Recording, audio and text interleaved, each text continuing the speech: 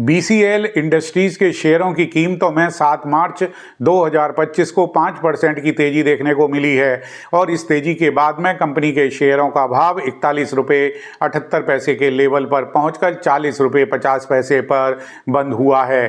Company ने stock exchange को दी जानकारी में बताया है कि उनके एमडी को सेटलमेंट ऑर्डर मिल गया है। इसी के बाद से कंपनी के शेयरों में तेजी आई है।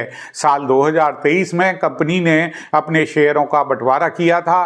तब कंपनी ने शेयरों को 10 हिस्सों में बांटा था, जिसके बाद कंपनी के शेयरों की फेस वैल्यू घट करके 1 रुपया प्रति शेयर रह गई थी। बता दें कि बीसीएल इंडस्ट्रीज के तरफ से अपने पोजिशनल इन्वेस्टर्स को time to time bonus share भी दिया जाता रहा है। स्टॉक मार्केट में कंपनी की स्थिति बहुत अच्छी नहीं रही है। इस दौरान कंपनी के शेयरों का भाव 41% टूटा है।